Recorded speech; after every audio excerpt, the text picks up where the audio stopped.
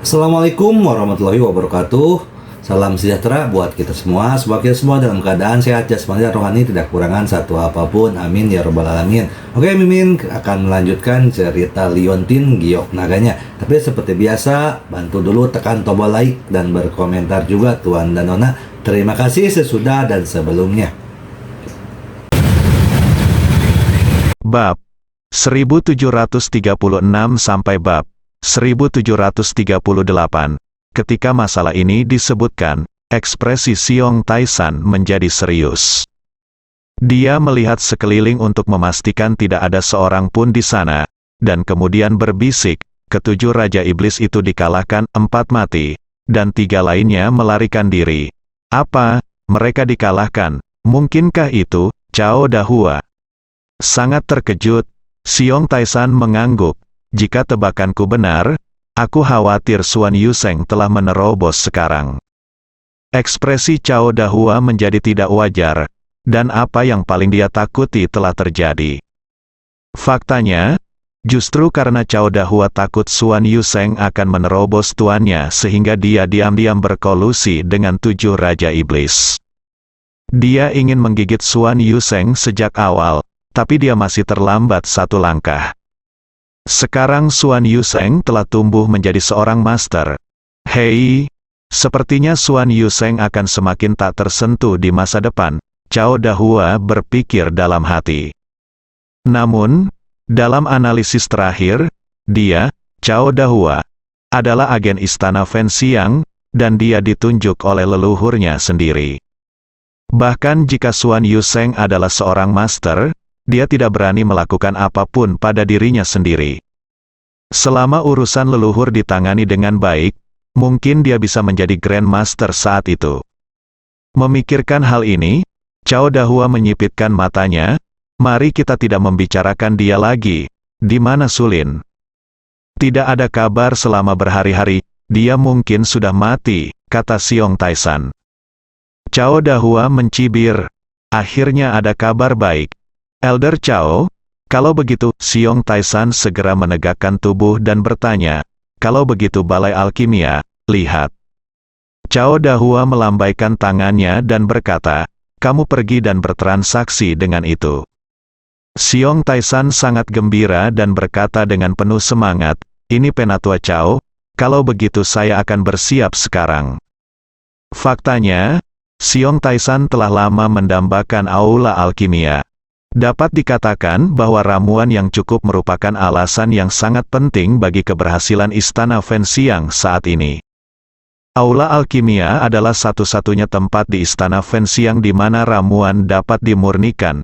Semua ramuan di Istana Fenxiang berasal dari sini. Pentingnya statusnya sudah jelas dengan sendirinya.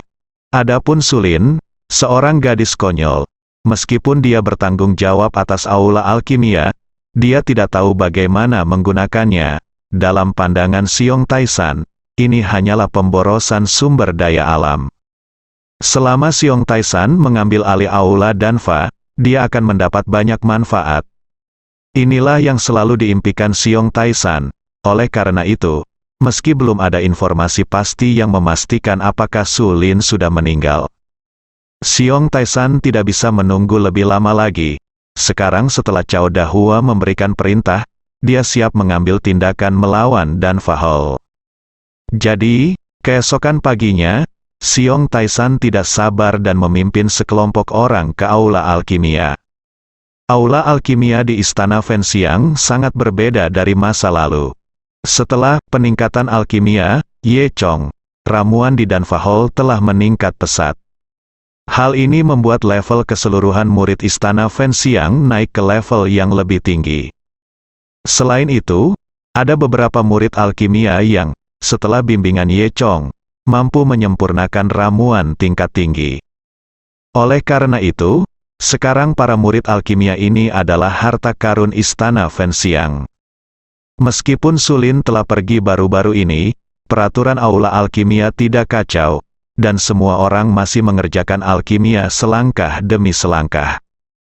Tentu saja, para murid ini sangat mengkhawatirkan Sulin. Tersebar di belakang semua orang bahwa tindakan Sulin diatur secara khusus oleh Cao Dahua. Namun, mereka tidak punya pilihan lain selain berdoa dalam hati agar Sulin bisa kembali dengan selamat. Sulin tidak ada di sini.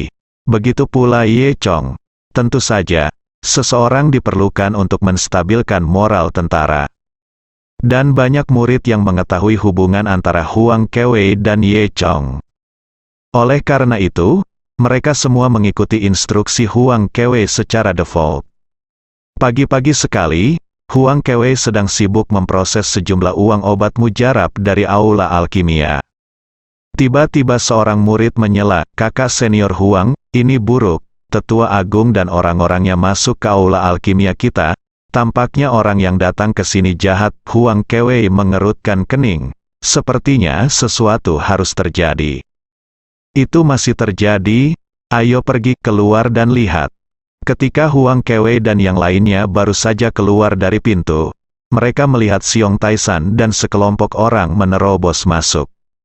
Orang pertama yang mengikuti Xiong Taisan adalah Xiong Chao dengan seringai di wajahnya. Orang lain juga merupakan murid terpercaya Xiong Taisan. Murid-murid aula alkimia ini biasanya fokus pada pemurnian alkimia, tetapi tidak pandai seni bela diri, dan mereka bukan tandingan murid seperti Xiong Chao. Terlebih lagi, Xiong Taisan datang sendiri. Oleh karena itu, Danfa Hall diserang oleh Xiong Taisan tanpa perlawanan apapun. Murid-murid aula Danfa berkumpul dalam satu kelompok dan memandang dengan gugup ke arah penyusup. Ternyata Tetua Agung ada di sini. Huang Kewei memimpin rakyatnya dan berdiri di depan Xiong Taisan dan yang lainnya. Melihat Huang Kewei muncul, murid-murid Danfa Hall merasa sedikit lebih nyaman. Saat Xiong Chao melihat Huang Kewei, dia menunjukkan senyuman cabul. Xiong Taisan melirik Huang Kewei dan berkata sambil tersenyum, "Menurut instruksi Penatua Chao, mulai hari ini, aula alkimia akan dikelola oleh saya. Mengapa?" Huang Kewei bertanya, "Aula alkimia milik Penatua Sulin." Xiong Taisan juga tidak marah, dia tersenyum sedikit dan berkata, "Iya, Sulin pernah bertanggung jawab atas balai alkimia ini. Namun, saya khawatir sesuatu telah terjadi pada Sulin sekarang. Saya datang ke ambil alih aula alkimia karena ini, jaga baik-baik kerja keras Sulin. Saya pikir setelah dia meninggal, dia pasti tidak ingin aula alkimia miliknya menjadi tumpukan pasir." "Omong kosong, siapa bilang Guru Sulin sudah mati?" "Iya, tidak mungkin." Kentut, perkataan Xiong Taisan langsung menimbulkan kemarahan publik.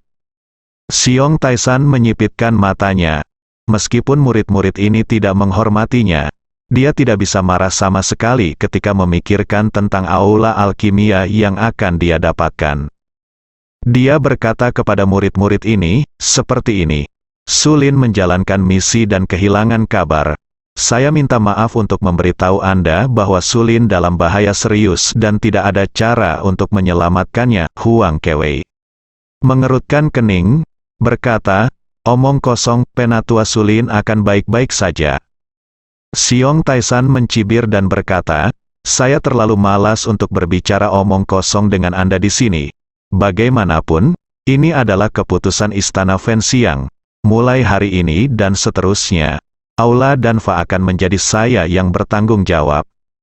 "Bagaimana jika saya tidak setuju?" kata Huang Kewei. "Kamu pikir kamu ini siapa? Kamu tidak setuju. Apakah ini berguna?" Xiong Taisan akhirnya menjadi tidak sabar. Huang Kewei berkata, "Tentu saja saya tidak berguna. Tetapi kita semua tidak setuju. Saya tidak berpikir aula alkimia sang alkemis tidak berguna." Xiong Taisan menyipitkan matanya dan menatap Huang Kewei. Huang Kewei benar, dia masih membutuhkan para alkemis ini. Memikirkan hal ini, Xiong Taisan memaksakan diri untuk tersenyum dan berkata, "Huang Kewei, kamu dapat dianggap sebagai murid lama Istana Fenxiang. Tetapi kamu harus memberikan contoh yang baik untuk keturunanmu. Jangan khawatir, tunggu sampai aku mengambil alih setelah itu aula Danfa. Aku pasti akan merepotkanmu." Implikasi Xiong Taisan adalah dia ingin menggunakan keuntungan untuk membuat Huang Kewei berkompromi. Huang Kewei mendengus dan berkata, "Ini tidak mungkin, silakan pergi sekarang. Selama Penatua Sulin belum memiliki berita pasti, Balai Alkimia ini akan menjadi milik Sulin, Anda tidak berhak datang." Dihuni, setelah mendengar ini, Xiong Taisan akhirnya mengubah wajahnya. "Huang Kewei, jangan lupa identitasmu. Apakah kamu berani membentakku di sini?" Huang Kewei mengatakan, "Identitas saya adalah murid guru Sulin. Saya memiliki tanggung jawab untuk melindungi Balai Alkimia." "Sial, gadis mati," Xiong Taisan mengutuk dalam hatinya. Dia awalnya berpikir bahwa mengumpulkan Aula Alkimia hari ini akan menjadi tugas yang mudah. Tetapi dia tidak menyangka akan bertemu dengan murid yang tidak beradab seperti itu. "Kamu sangat tidak tahu aturan. Jika kamu menentang tetua agung di depan umum, kamu melanggar peraturan Istana Dupa. Tangkap dia, serahkan dia ke balai hukum," teriak Xiong Taisan. "Hehe, aku akan melakukannya." Xiong Chao memasang ekspresi sedih di wajahnya, menggosok tangannya dan berjalan ke depan. Sepertinya dia akan memanfaatkan kesempatan ini dan memanfaatkannya. Huang Kewei mendengus, kekuatan puncaknya sebagai prajurit tingkat bumi adalah asli. Xiong Chao baru saja dikalahkan oleh Ye Chong, dan dia belum pulih sepenuhnya. Dia sama sekali bukan tandingan Huang Kewei. Begitu dia mendekati Huang Kewei, dia diusir oleh lawannya. "Aduh," teriak Xiong Chao, terbang lebih dari 10 meter, dan jatuh ke tanah. Banyak murid Aula Alkimia menutup mulut mereka dan tertawa. "Orang tidak berguna," Xiong Taisan mengutuk dalam hatinya. Kemudian, dia melihat ke arah Huang Kewei. "Oke, kamu berani melawan dan menolak mematuhi perintah, kamu telah melakukan kejahatan besar. Hari ini saya akan membersihkan pintu istana Fenxiang." Saat dia mengatakan itu, Xiong Taisan tiba-tiba bergerak dan memukul telapak tangan. Di foto ke arah Huang Kewei tidak menyangka Xiong Taisan akan menyerang secara tiba-tiba. Dia tidak berani gegabah dan segera mengangkat telapak tangannya untuk melawan. Bang! Telapak tangan kedua orang itu saling bertabrakan. Huang Kewei hanya merasa kekuatan Xiong Taisan sangat luas dan sangat tirani. Hanya dengan satu kontak, Huang Kewei hampir kehabisan nafas. Xiong Taisan tidak menunjukkan belas kasihan kepada Huang Kewei. Dia langsung didorong mundur 4 atau 5 meter oleh Xiong Taisan. Mulutnya terasa manis dan darah mengalir dari sudut mulutnya. Huang Kewei tahu bahwa Xiong Taisan sudah menjadi prajurit tingkat surga, dan dia bukan tandingannya. "Lihat, kamu masih berani sombong, segera berlutut, bersujud padaku dan akui kesalahanmu. Mungkin aku bisa menyelamatkan nyawamu," kata Xiong Taisan. Dia hanya ingin membunuh ayam untuk menakut-nakuti monyet, dan tentu saja dia tidak ingin membunuh siapapun. Jika semua murid Aula Alkimia kesal dan tidak ada yang membantunya memurnikan pil, maka percuma saja mendapatkan Aula Alkimia. Huang Kewei mendengus keras kepala, "Bahkan jika kamu membunuhku hari ini, aku tidak akan membiarkanmu memasuki Aula Danfa." "Oke," Xiong Taisan berkata dengan marah. "Aku belum pernah melihat sikap keras kepala seperti itu. Gadis bau, aku akan membunuhmu hari ini. Mari kita lihat siapa yang berani menghentikanku." Saat dia mengatakan itu, Xiong Taisan bergoyang dan bergegas menuju Huang Kewei. Huang Kewei mengertakkan gigi dan mengumpulkan seluruh kekuatannya untuk melawan. Dia tahu dia kalah, tapi dia tidak akan pernah menyerah. Mereka berdua tidak bisa melawan. Setelah 3 ronde, Huang Kewei berada dalam posisi yang kurang menguntungkan dan dipukul di bahu kirinya oleh Xiong Taisan. Huang Kewei memuntahkan seteguk darah dan terbang mundur lebih dari 10 meter. Dia jelas dikalahkan. Murid Aula dan Fa di sekitarnya menghela nafas dan tidak tahan melihatnya lagi. Tetapi ketika Xiong Taisan hendak mengejar kemenangan, Xiong Chao tiba-tiba menghentikannya. "Paman kedua, jangan bunuh gadis kecil ini. Mengapa kamu tidak serahkan dia padaku?" kata Xiong Chao dengan tatapan vulgar. Xiong Taisan memelototinya dengan dingin dan berkata dengan dingin, "Hal yang tidak berguna, Xiong." Chao segera menundukkan kepalanya dan tidak berani berbicara. Huang Kewe memuntahkan seteguk darah. Melihat pemandangan ini, semua murid di aula alkimia menghela nafas. "Kakak senior Huang, lupakan saja." "Ya, kakak senior Huang, kamu tidak bisa mati." Xiong Taisan tersenyum dingin dan berkata, "Ya, kamu harus mendengarkan pendapat orang-orang di sekitarmu dan berhenti bersikap keras kepala." Huang Kewe mengerutkan kening. "Mengerutkan kening? Jika kamu ingin membunuh hari ini, bunuh." "Aku masih mengatakan hal yang sama. Aku tidak akan pernah membiarkanmu memasuki aula alkimia." "Kalau begitu, mati saja," kata Xiong Taisan. Dengan mengatakan itu, Xiong Taisan perlahan berjalan menuju Huang Kewe, dan pada saat yang sama perlahan mengangkat telapak tangannya, bersiap untuk memberikan pukulan fatal pada Huang Kewe.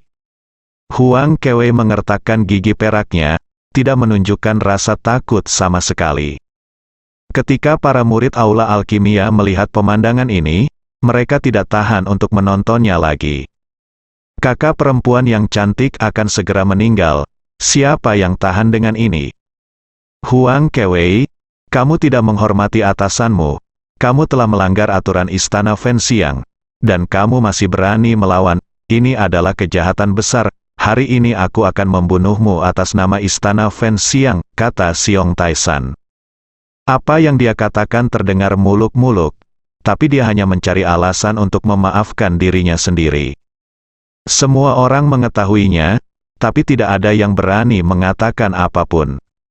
Tepat saat telapak tangan Xiong Taisan hendak diambil, tiba-tiba, terdengar teriakan di pintu, yang bergema di seluruh halaman aula Danfa, berhenti. Semua orang melihat ke arah pintu, dan orang yang berbicara tidak lain adalah Sulin. Sulin dan Ye Chong sudah berdiri di depan pintu. Sulin mengangkat alisnya dan menatap Xiong Taisan dengan marah. "Xiong Taisan, siapa yang mengizinkanmu bertindak sembarangan di aula alkimia saya?" Begitu. Sulin kembali, dia menyatakan kedaulatannya. Ketika mereka melihat Sulin muncul, murid-murid aula alkimia melompat kegirangan dan bersorak, "Tuan Sulin, tuanlah yang kembali, hebat, Xiong." Taisan awalnya tertegun, mengira dia salah melihatnya. Setelah lebih dekat lihat, ternyata itu benar-benar Sulin. Di sebelahnya adalah Ye Chong. Xiong Taisan tidak pernah mengira Sulin bisa kembali. "Sulin, kenapa kamu kembali? Kamu tidak mungkin menyelesaikan misinya. Apakah kamu tidak melakukan misi sama sekali?" tanya Xiong Taisan. Sulin mendengus dingin dan berkata, "Kamu tidak perlu khawatir tentang hal itu sekarang. Keluar dari aula Danfaku dan jangan mengotori tempat ini." "Haha, Sulin. Ini perintah Penatua Chao. Mulai hari ini, aula Danfa milikku. Apakah kamu akan melanggar keinginan Penatua Chao?" kata Xiong Taisan. Sulin mendengus dingin dan berkata, "Penatua Chao hanya bertanggung jawab atas Istana Fenxiang atas nama saya. Posisi Master Aula Alkimia saya diberikan oleh masternya sendiri. Dia juga datang untuk mengungsi secara langsung. Apakah yang lebih tua dari Anda Chao lebih baik dari masternya? Apakah masih besar?" Untuk sesaat, Xiong Taisan terdiam. Saat ini, Ye Chong telah melewati Xiong Taisan dan berlari ke sisi Huang Kewe. Satu-satunya yang dilihat Huang Ke adalah Ye Chong, dan hatinya rileks. Tubuhnya tidak bisa bertahan lebih lama lagi. Tubuhnya lemas dan dia jatuh ke pelukan Ye Chong. "Ye Chong, kamu kembali," kata Huang Kewe lemah. "Kakak senior, kamu baik-baik saja?" Ye Chong bertanya dengan prihatin. Huang Kewe tersenyum dan berkata, "Ye Chong, aku menjaga aula Danfa kali ini." "Iya, kakak senior, kamu sangat kuat. Serahkan sisanya padaku," Ye Chong berkata dengan sedih. Huang Kewe mengangguk lemah.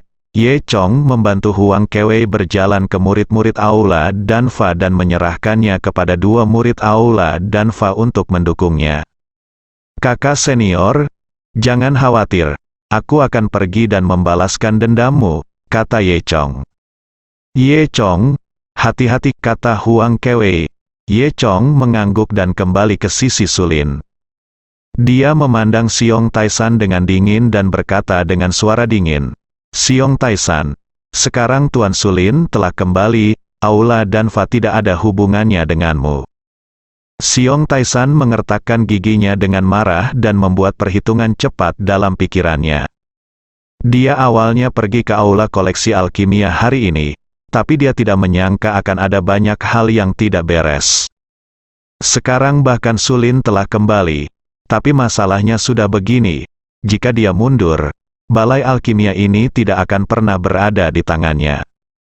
Mengapa tidak berusaha sekuat tenaga dan menghancurkan aula alkimia secara langsung? Skenario terburuknya adalah membunuh Sulin. Memikirkan hal ini, Xiong Taisan memutar matanya dan berkata dengan dingin, Sulin, kamu pasti belum melaksanakan tugas yang diberikan kepadamu oleh Istana Fenxiang. Kamu begitu berani dan berani untuk kembali. Saya pikir kamu sedang mencari kematian, oke.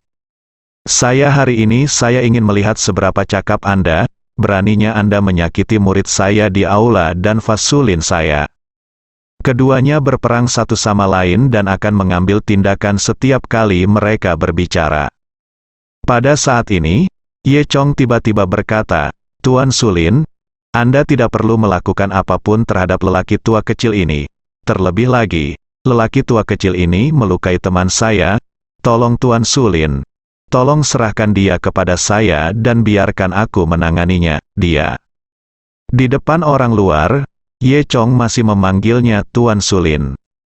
Sulin mengerti dan mengangguk, oke, ini hanya ujian kemampuanmu, jangan kalah dari bajingan ini. Ye Chong tersenyum dan berkata, jangan khawatir. Sebenarnya, Ye Chong melakukan ini dengan sengaja. Sulin sudah kelelahan setelah perjalanan jauh beberapa hari terakhir. Selain itu, dia belum tentu menjadi lawan Xiong Taisan. Tetapi dengan begitu banyak murid yang menonton, Sulin, sebagai penguasa aula alkimia, tentu saja tidak bisa mundur.